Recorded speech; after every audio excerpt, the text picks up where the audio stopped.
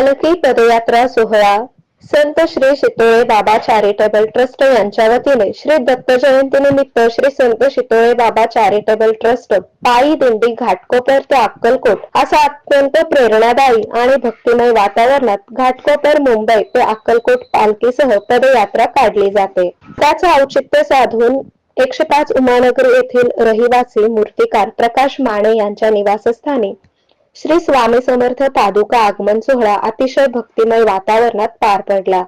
अनेक भाविकांनी श्री स्वामी समर्थ यांच्या पालखीचे पादुकांचे दर्शन घेतले। या सोहळ्याबद्दल अधिक माहिती प्रकाश माने, सविता माने आणि सोनाली टेकाळे यांनी दिली।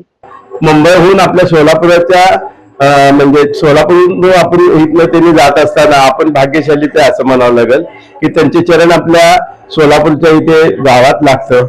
गेले 3 वर्ष झाले मुंबईतील घाटकोपरची शितोळा बाबांची जी पालखी असते त्या पालखीसोबत स्वामी समर्थांची पालखी देखील निघते। ती मुंबईवरून चालत चालत सोलापूरला येते आणि इथून पुढे गाणगापूरला जाते। स्वामींनी तर सगळं भरभरून दिलेलंच आहे, तर हे सगळं त्यांच्या प्रती फक्त आमचं प्रेम किंवा त्यांच्या भक्तांची भक्ती त्या रूपाने आमच्याकडून घडावी म्हणून हे सगळे आम्ही छोटे छोटे प्रयत्न करत राहतो।